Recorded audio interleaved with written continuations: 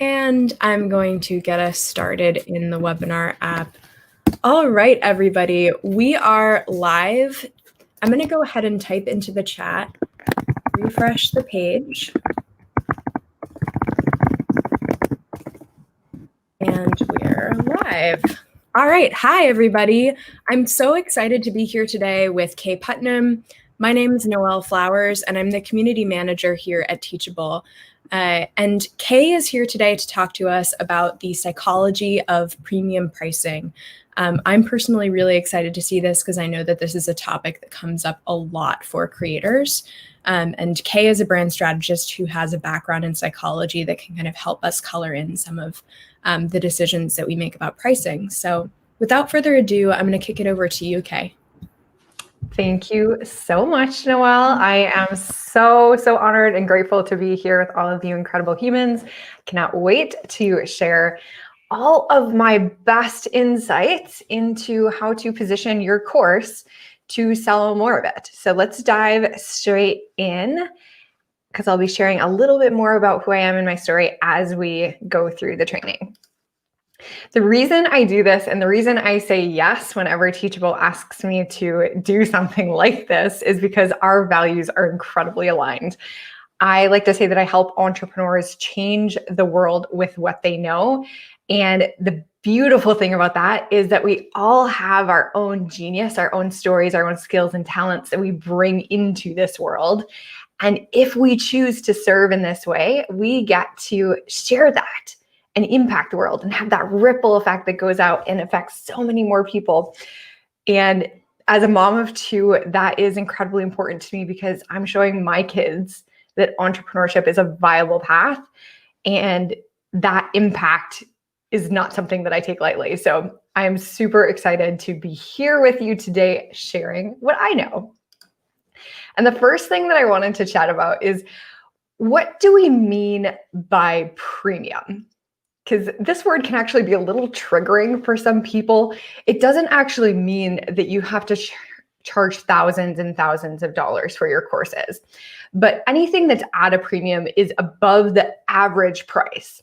And us as course creators are selling information. The average price for information online on the interwebs is actually really close to $0. We can find more YouTube videos and more podcasts and more free articles out there than we could ever consume.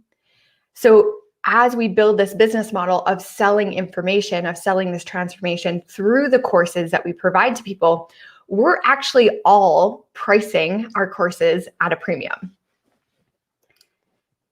And the reason why paying attention to your brand is so incredibly important and powerful in this process is because it's the leverage that we can use to charge what we want to charge for our courses. So I have two white t-shirts there on the screen on the slides. Hopefully you guys can all see my slides and hear me great. And I'd like you to ask yourself, how much do you think that these t-shirts cost? Without the context, it's a little bit hard to guess.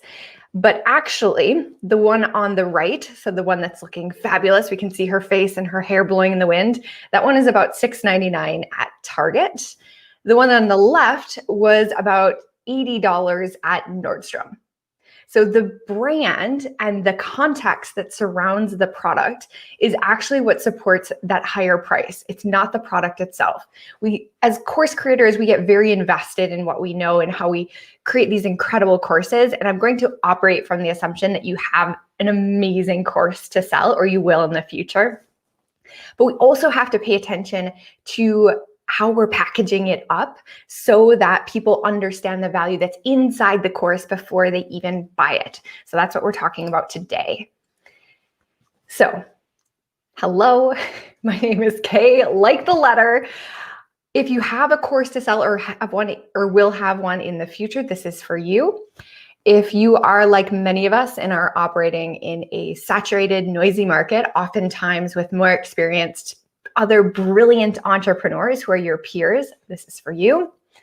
If you know, like deep in your bones, if only more people took my course, I'd be able to change so many more lives. This is also for you. And then a little personal pet peeve of mine, or personal trigger, if you will, is if you're feeling tired of all of the should do's when it comes to marketing your course or building your brand, this is definitely for you. And before we dive into the actual lessons, I wanted to flash back really quickly to 5 years ago and how powerful this information can be. So I had just left a digital marketing agency. I had started with them from scratch right when they were getting launched and helped them build to $1 million in revenue per year. But then I was leaving that agency and I was starting over from essentially $0 in my personal brand. And I also at this time had this visual countdown as my belly was growing bigger and bigger and bigger, that I was about to have not very much time in my life. So I decided that I was going to launch my first course, take what I had already developed and what I knew from building brands from all of my previous experiences, take it out of my brain and put it into my first course. And as it turns out, this was one of the best decisions I could have ever made, because at this point, I've had over 750 students in premium courses. We already talked that basically all paid courses are premium, and the price point of my courses it's essentially irrelevant to yours, but just for context, all of my courses up until last month have been $297 and up. So I'm selling them at generally a higher than average rate. Last month, I decided to launch a lower ticket offer. So I did one at $97, but that was the first time. And then the beautiful thing is I was also running my my branding agency at the same time that I was selling these courses. So it creates a ton of leverage. It's like high impact legacy building work. And particularly when you have the positioning right and you have this brand that's attracting demand to you, you get to help so many more people than you can help physically just with your time. And as a fun aside, we were also, you may have noticed the jump from like 2016 up into 2017 and 2018. Those years, fun fact, not to be a braggy panda, but we were living in Italy at the time, thanks to my husband's job, and we got to travel all over the world. And I got to do this knowing that I was still serving people, I was still helping people through these courses. A lot of people know me as the psychology-driven brand strategist. I have a quiz on my website that's been taken well over 100,000 times, have been behind the scenes of over 1,000 brands, and my traditional degree is in marketing with psychology. Mostly, I've been learning about entrepreneurship the hard way. I started working online exclusively in 2013. And like I said, my first course was launched in 2015, which is basically forever in online years. So all this to say, I'm incredibly excited to share with you today these 3 psychological principles that help you position your course at a premium. And I could have taught a lot of things today. There's nuance and detail and depth that all can contribute to this overarching sense that the market gets about the value of your course. But these were the 3 items that have made the biggest difference and have driven the most amount of results for me and my clients and students. So let's get into it. The exciting thing about learning about what I'm about to teach you is that the human psychology algorithm hasn't changed. So our brain essentially works the same way as it did thousands of years ago, and it's not going to change anytime soon. Although like technology is changing rapidly, our basic instincts, our basic desires, the way that we connect and communicate with each other, and our values are the same now as they have been for a really long time. So by spending the time with me today to learn what you're about to learn, you are you're installing knowledge into your business that can affect what you're doing for years to come. It's not going to go out of style. First, we're going to talk about personality-led positioning, AKA how to be more of your weird, wonderful self. And to set this up, I want you to imagine that you're walking into the freezer aisle of the grocery store. You're opening up that refrigerator door, you get the blast of cold that's coming at you, and you're looking at the plethora of ice cream flavors and brands that are available to you. Now, when you think about the actual product, similar to the white t-shirt example that we used in the beginning, it's essentially the same. So you have sugar, you have cream, you have vanilla, maybe some chocolate chunks if you're like me, or cookie dough.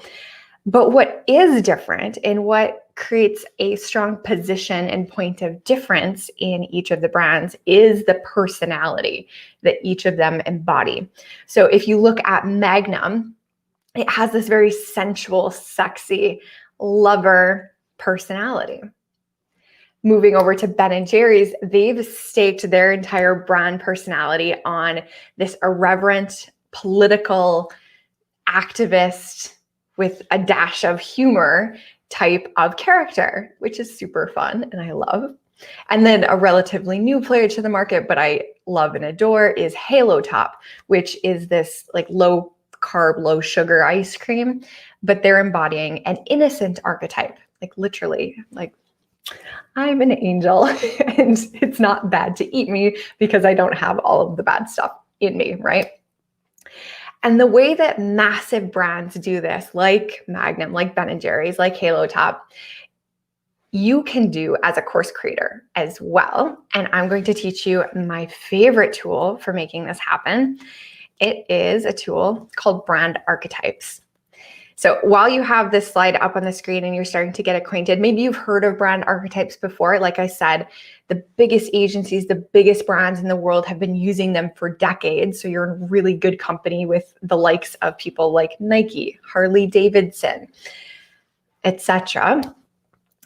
I've been helping the students that I work with, the clients that I work with, implement these into their brands as well. And the way that I found them was complete happenstance. I was following this like rabbit hole of internet links when I was this fledgling online business owner, and I stumbled on this website. It looked like it was built in 1995 on GeoCities. OG nerd here, built my first website at the ripe age of 11. So I know me some GeoCities websites. And all it did was explain these 12 archetypes. It wasn't in the context of branding. I didn't realize what they were at first. All I knew at that point is what I was trying to be in my brand was incredibly awkward. So like I mentioned, I'm a mom. I'm a washed up high school athlete. I'm a person who loves to travel. I'm a person who loves to read and watch sci-fi movies. I have all of these different facets of my personality, and I was taking inspiration from all of the places. So I was looking at people that were popular online, and I'm like, oh, I should just be like them. I should be like her and him all at the same time. So in cringeworthy fashion, when I was in this awkward teenage phase of my brand building, I opened up my website with this "Hey bombshell" greeting. Now, big surprise, no surprise. This didn't really work because people could see right through it. This isn't in alignment with who I really am.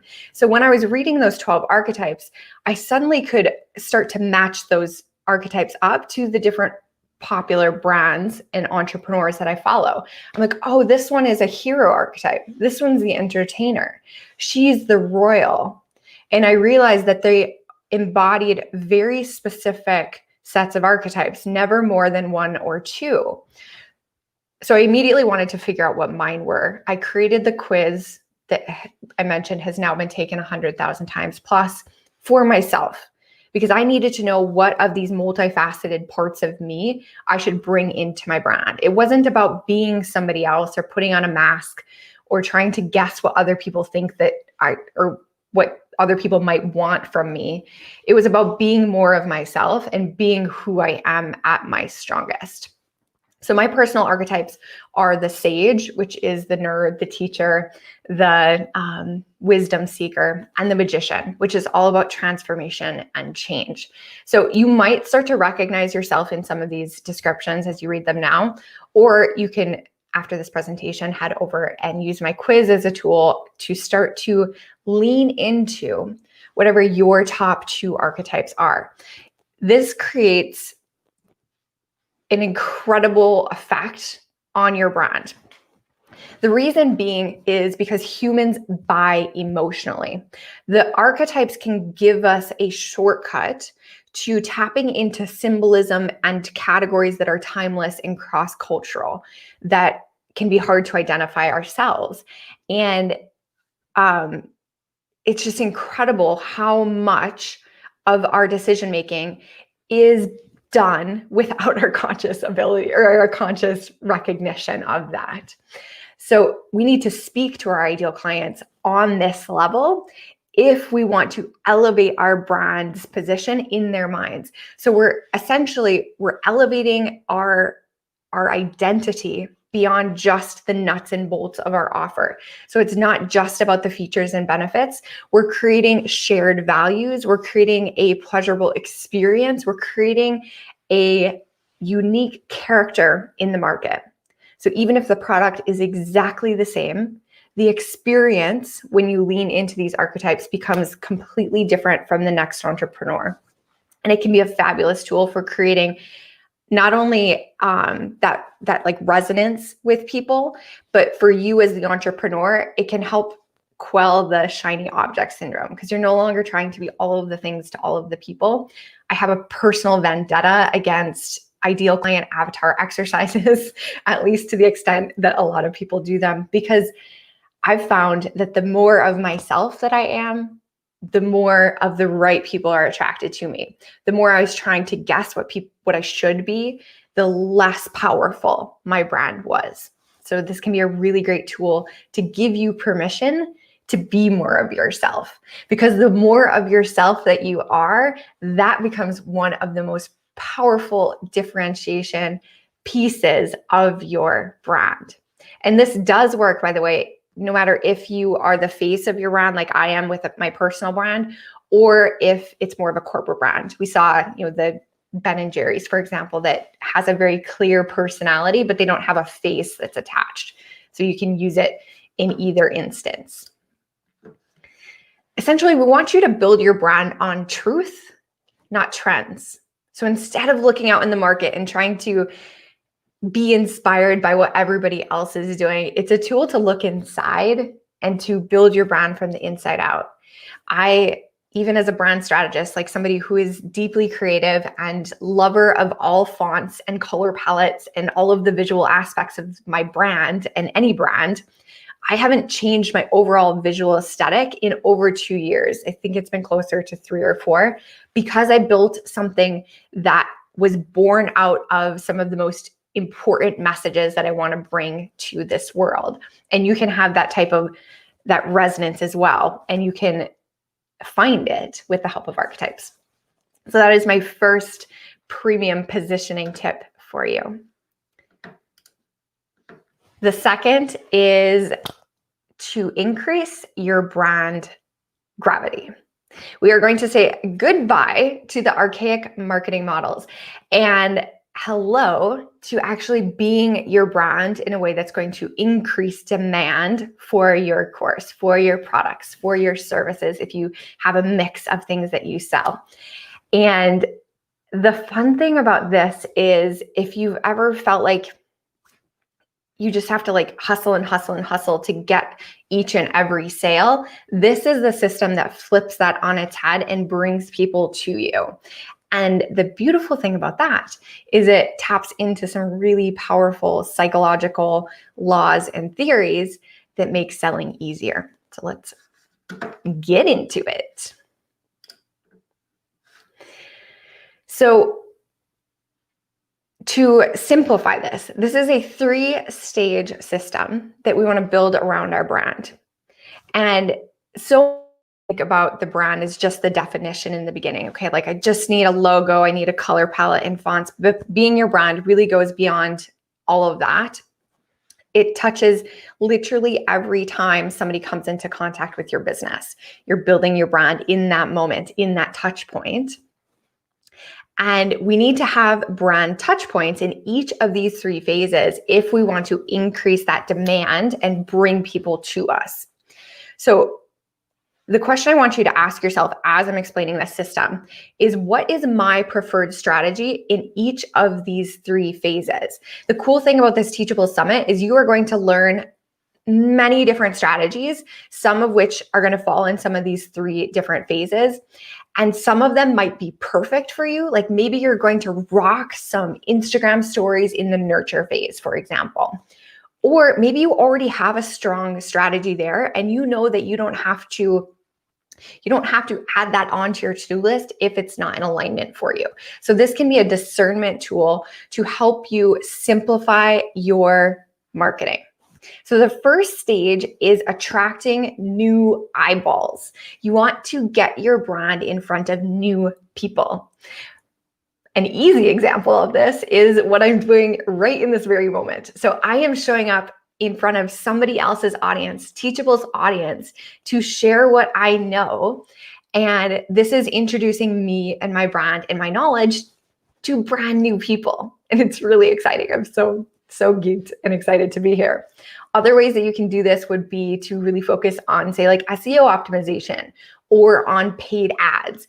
But you want to have at least one strategy that you're going to use in the attract phase. So you're bringing new people into your orbit all of the time. And then the second phase is what's new. So in the past, say like the 1950s, when there was just 3 TV stations, you could just get in front of new eyeballs and ask for the sale. This is working less and less and less for a couple of reasons. First of all, people don't trust online brands and online transactions as much as, say, like seeing something and holding it in their hands, right? Like there's a little bit of a leap of faith that people have to go through. Plus, there's so many options. I could learn hand lettering from any number of artists. I could learn how to build a business from any number of entrepreneurs. There's so many different options that we need to woo our ideal clients, our people that we're bringing into our orbit. And the way that we do this is through intentional nurturing. You need to build a body of work that's outside of your course so people can essentially test and try you out, see if they resonate with your style of teaching. The way that I'll talk about a little bit more about what I do specifically in each of these phases, but some common ways are like email list, having value-driven emails that go out to your people. You could also do something like a quiz like I have. You could have your social media, like the Instagram stories that I mentioned, or maybe you're teaching people on YouTube like I do. All of these are really great examples of once somebody's in your ecosystem, how they're going to get indoctrinated into your brand and build that like and trust factor, so they're ready to move into the third stage, which is where you serve them. They become a student, you knock their socks off with the genius that you have put into your course, and hopefully they become raving fans and tell more people about you. The cool thing about this whole system is it grows with momentum over time. So the more people that you're attracting into your audience, the more people you're eventually getting to serve. And it all gets easier and easier. I know it can feel a little bit like the chicken and the egg when you're just getting started, but one of the key takeaways that I want you to have is to choose one strategy in each of these sections, like I mentioned already, and then also to focus, or just to know that it's so important to build your body of work online. People need to know that they can trust you, and they need to know that they like you before they're going to buy your course. And a cool thing, I think brains are like the most amazing things. And I have forever been obsessed in figuring out how, or like why we make the decisions that we make, like what influences us. And this is a really fun side effect of implementing this 3-stage system, is the mere exposure effect. So as a as an older millennial, I'm not a huge fan of participation trophies. I think that somebody should win a game. However, there is a sort of participation trophy for being an entrepreneur. And what I mean is when you show up in your brand, the more often that you show up consistently over time, everything else aside, people are going to start to like you more as you become more familiar. So as they see your face more often, as they see your logo or your colors or anything else that symbolizes your brand, as they get to know you, they're going to like you more. It's a byproduct of the fact that our brains, they pay attention to things that are novel and new, but they also aren't sure if that's like a bear that's hiding behind a bush. Like things that are novel and new are unknown and therefore scary. So as you become a big fish in a small pond, or as you continue to show up in that either attract phase where you're getting new people into your world, but particularly the nurture phase, you get to create some really powerful resonance there. So here's my personal mix. I've been at this for a long time, so I've been building layers on top of layers. But speaking like this, I do run ads, and then SEO is a big driver for me in the attract phase. Again, focus on one if you're getting started. My nurture is my brand quiz, email automation, content, and then we have sales pages and webinars that invite people to become students. And just a quick reminder, you're powerful, you're valuable, and what you share changes the world. So keep showing up imperfectly, even when you're not polished, because that body of work is going to do wonders. And then our third piece that I'm going to share with you today is incredibly important as well for establishing a premium position for your course. And this is to develop your own proprietary process. And I know I've mentioned your genius a few times. I want to acknowledge your unique genius has nothing to do with your IQ. It has everything to do with the unique story that you've lived so far, your unique set of skills and experiences, your personality, your talents, all of these things you can bring into your proprietary process to create a unique experience. And one thing that I'd like for you to think about as you're designing this proprietary process, I'm going to tell you exactly how to do this here in a moment, is that you don't want to just speak to the skills and behaviors. As course creators, we can kind of get stuck in the school frame of thought. Like, I'm just going to teach people how to do this thing. But I want you to I want you to realize and understand that there's actually a few layers that are above that. And this is part of the reason why the archetypes were so important. And I introduced them first. We want to speak to people on a values level and an identity level as well. So you might see, for example, different entrepreneurship courses. But if somebody doesn't identify with the identity that that course is for, they're not going to buy it, even if the skill is something that they need to learn. So that's why there's so much room in every market and for every course topic to reach different types of people. So you might have a course to build a business for, say, like stay-at-home moms who are starting a side hustle. You have people that are working a full-time job and then they're doing this. Or you might have courses that are for the full-time entrepreneur and is growing and scaling. What's actually taught in each of those courses might be pretty much exactly the same, but the identity is different. So you need to speak to those levels as well to help people connect with you on a deeper level. Now, for one of our final exercises here, this is how you create your proprietary process. The beautiful thing about having your own named process as a part of your course, it can be something that is like overreaching over all of your courses, or it could just, each course has a proprietary process depending on what feels good to you. But when something is named and it's different from whatever else is available in the market, it creates hope and possibility. It also creates authority because it's showing people that you've done a specific process enough times that you've gone through the effort and the care of naming it and making it your own. The other beautiful thing is that you get to essentially design your own job description. So once you focus on the outcome and you define the outcome AKA the promise of your course. What is that transformation that you're going to create for people? You get to speak to that, and people are going to buy into that outcome. You can help them get to that outcome however you know you're going to create the best results. So you don't have to stick to the conventions of a specific niche or a specific industry. You get to put in your own recipe of steps. So maybe you add in some mindset to the business course. Maybe you add in some feelings of worth or permission to be messy in your art course. Whatever it is for you, add in all of the steps that you know is going to create the best results for people. And then name it. Give it a specific branded name so it becomes its own asset as part of your brand. It's really, really powerful. So to wrap this all up, your 3 steps for today, and I have, well, I have to figure out the tech pieces, but I do have a small workbook that I can share with you guys in the chat.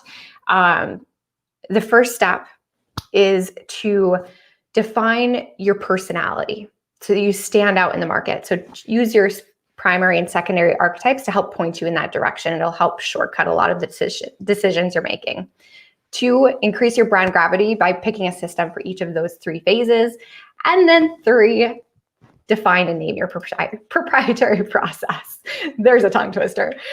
And we're done.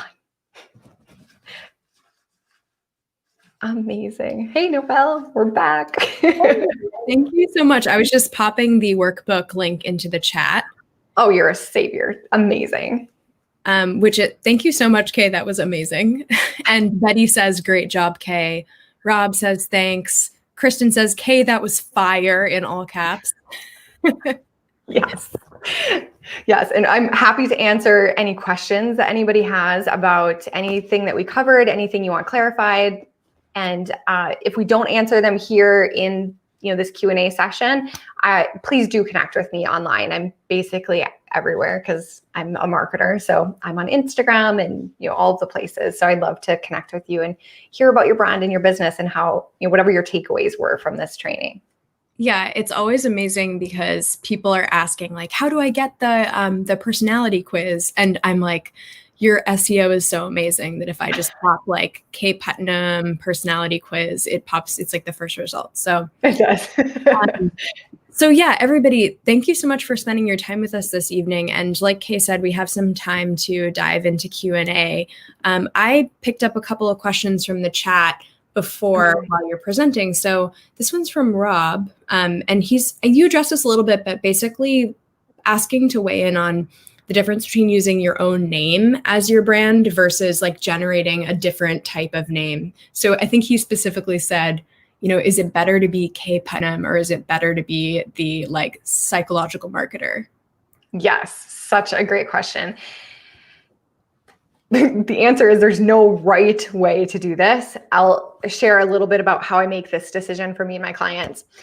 I tend to lean towards personal brands when you are essentially sharing your brain with the world. You can always name your process underneath it. You can name your courses underneath it. But by building a personal brand, you have the ability to pivot in the future. So you can shift your courses or shift your offers a bit without restarting your entire brand building process. You can take your community with you. So that can be also a really great way to create a more personal connection. So I'm Kaye. I'll be teaching you the method that I've learned. It creates a very clear connection between us as humans. So those are some reasons to go with the personal brand. Reasons to go with a more corporate brand would be if your name is incredibly hard to say or spell. You could also do something like a shortened version of your name if that's the case. Or on the flip side, if your name is really common and it would be really hard for you to show up in search because you just have a very common name. Or if you're a team of people that are leading a brand, then it doesn't make sense necessarily for your brand to be named after one of those people. It would be more empowering for the group of leaders that are leading your brand to have this corporate brand name, if you will. Plus, those types of brands are easier to sell. So if it's your goal in the future to sell your business, to sell your brand, then it's going to need a name that's separate from yours. Love that. I love it depends is always the beginning. Somebody just said earlier today, the definitive answer to this question is it depends. Exactly. So somebody said, I need to watch this another 7 times. Love that. And this is from Sarah. Is it a bad idea to embody more than 2 archetypes, maybe 3 or 4? I've seen people do 3 really well. The key is that you don't want to fall into the trap of being all of the things to all of the people, or maybe even more importantly, confusing yourself or overwhelming yourself as the brand builder. My brain works better with 2 archetypes. I have a lot of students that focus on 3. I would stop there just so you're not confusing your message or diluting your message too much. Yeah, absolutely. And this is from Lore. And he's saying, you mentioned a few times that these are the strategies for if you're just getting started. So do any of these things shift dramatically if you're more established? These are actually the strategies that I would use at any phase of the brand building process. It's never too late to go back and get more intentional about your brand. Some people discover archetypes, for example, well into their brand building journey. You might find that you've been intuitively making some of the decisions that are aligned with your top archetypes because they are representative of you. But even finding them a decade into owning a business, they can give you a powerful awareness of how to be even more of yourself, even more potent.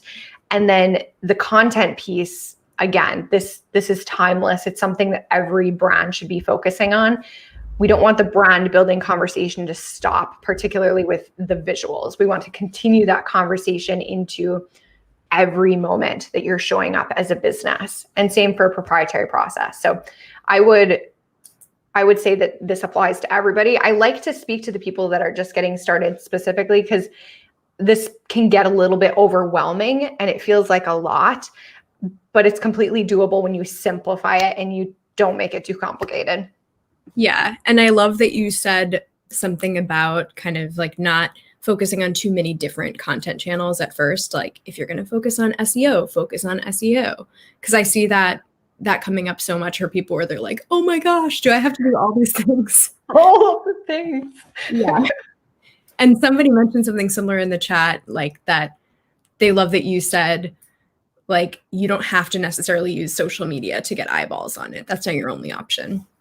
Yes. I teach to myself sometimes, or like particularly previous versions of myself. I have tried to be on all of the platforms.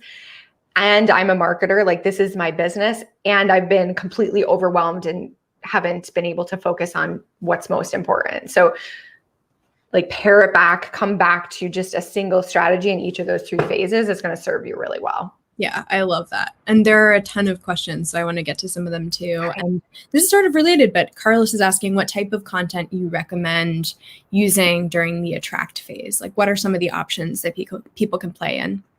Yes. So in the attract phase, getting in front of other people's audiences, paying for reach, or earning reach either through like SEO or getting discovered on social media.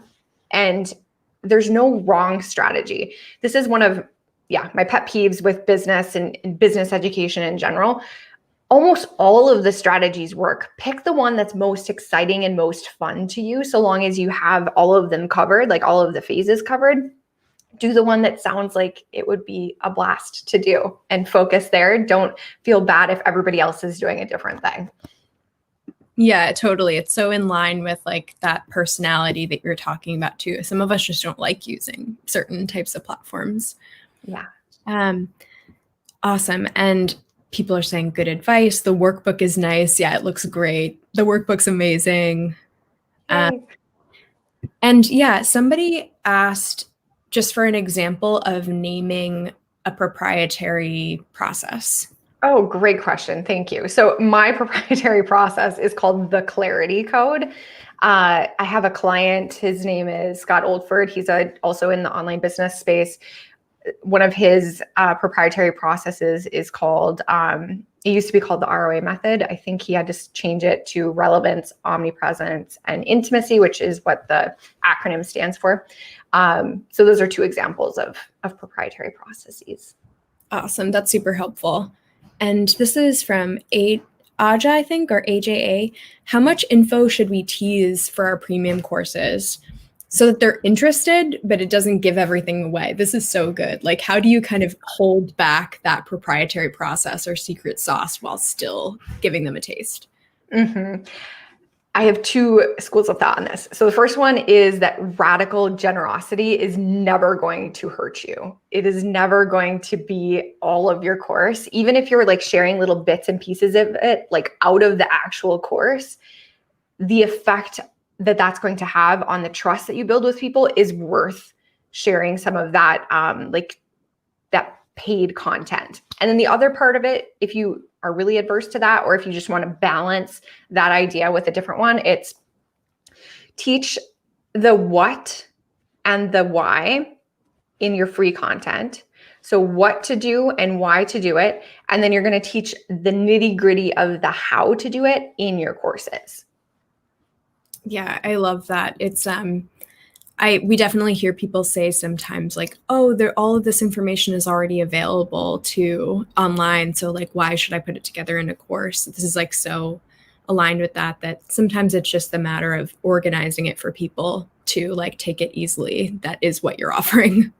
Totally, 100%. Remember that identity that you're selling or the transformation that you're selling, that promise. It's often a convenience factor, or it's like an authority and trust factor that people are buying. It's not that the information isn't available in other places. It's that you've made it easy for people and you're somebody that they already trust. So they don't have to like weed through and try a million different strategies to find the gold and all of the, thousands of options that are out there. Yeah, totally. And I love this one so much from Sandy. Great presentation, Kaye. Regarding archetypes, do you think any two can conflict or cancel each other out? I'm the sage and the entertainer. What are your thoughts on that? So fun. I love that mix. I'm so envious of entertainers because it's so not my brand at all. I have not found a mix that conflicts to the point where you can't use the two. So let me give an example of one that seems like it contradicts as an example. So if you're the royal and the girl next door, some of the things are contradictory to each other, but they actually have a lot in common because they're both focused on helping a community succeed. You might have to make some decisions about, am I going to lead from the front? Like, am I going to lead by example as the ruler in my community? Or am I going to like link arms with people and be amongst everybody in the community? So you might make some trade-offs like that, but all of the archetypes, they stand for very universal human desires, and we all embody all 12 of them. So there's no wrong answer for any one or blend of two archetypes. Right. It's just maybe a matter of choosing the ones that you want to kind of lean into or portray. Yeah. Mm-hmm. I see Jane is here from the community. Hi, Jane. And she says, my voice is my product. Do you have any tips about audio and sound branding? Ooh, I kind of see myself as a museum curator in a way. I have been on this mission to collect all of the inspiration for each of the 12 archetypes as it relates to branding. My newest foray, although this is not my zone of genius, is to collect music that fits the emotion of each of the 12 archetypes. So I think that we can convey emotion, we can convey, or we can almost like build stories and build metaphor in audio products as well. So that's what I would look into. It's like, how do I create, maybe if you're the hero archetype, for example, how do I create a very like motivational, aggressive, assertive experience in that audio product? So look for the core emotion of your archetype and try to use some lateral thinking, or you can use some of my products as a shortcut for getting a lot of inspiration all at once to make those connections. Yeah, I think that's such a great point. And you could have I would totally watch that playlist or download that playlist for these brand archetypes. Yeah, our brains work in such an interesting way because our subconscious brain communicates in symbols and associations. So like it's always categorizing things. So you start to look for other examples of that emotion. So for like the magician. You might be looking for like, what are some other metaphors for mystery and change? Maybe it's like deep in a jungle. So you could pull like color themes from that, or you could even pull like soundscapes from that. It becomes a really fun exercise. Right. Like there's association in some ways with all of the five senses to all of these types of words for us. Exactly. And okay, this is from Rob. How long should you focus on one piece of content or course before you create something new? I have a feeling this falls into the it depends category. It depends. Yeah, I'll share from my experience. That course that I launched back in 2015, I still sell it to this day, 5 years later. It is still my signature process for building a brand from A to Z. I have updated the content inside of it like massively, I think 2 or 3 times in that time period. So it's gotten elevated and upgraded over the years, but I'm still selling that program. So I think that it depends on your personality. Almost all business decisions should be made through the filter of like, what sounds really fun and sustainable for me. If it's sustainable to launch new products all the time for you, maybe that's what's going to like tickle your creative spirit and keep you excited in your business. But there is value in having people get to know a single course or a single process that you sell years over years, because chances are you put a ton of time, sweat, blood, tears into creating a course. You might as well continue to promote it in some fashion so more and more people can be served through that content. I love this. And Monica says that she printed out the workbook. Oh, cool. And amazing. And Sheba says, I'm so glad I'm just starting on my new brand. This is an incredibly powerful wealth of information. I love this. So yeah, folks, if you have any more questions, then feel free to type them into the chat. I'm seeing a couple more popping in. Okay, yeah, from Vivian. What does the environment neurological level mean? Perhaps I missed this. Yeah, so the neurological levels are, and I went a little bit quick because I was running short on time. The neurological levels are typically thought about in the context of how do individuals make change. So if you think about somebody who's trying to change their diet, for example, to lose weight, the environment is like the physical context that we live in. So that's like having snacks in the house, having food in our fridge that maybe aren't the best choices for me. In the context of an online course, it's a little bit trickier to make that parallel.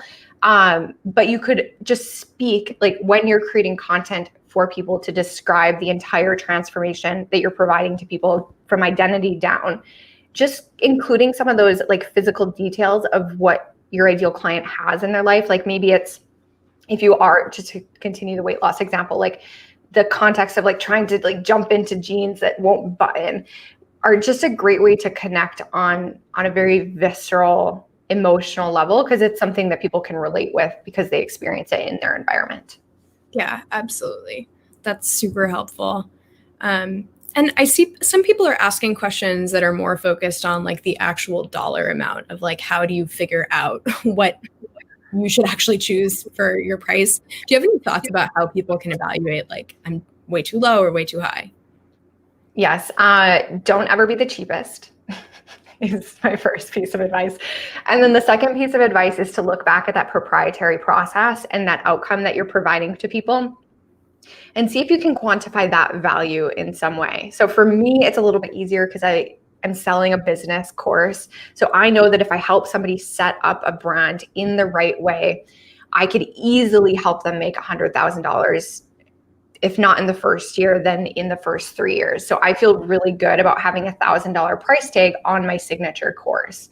For example, if you're in the weight loss or health wellness area, maybe it's a little bit trickier to quantify, or like relationships, personal stuff like that. But think about everything that your proprietary process, what you're going to teach them in a course, is going to make possible for the people that buy it, and put a value on that.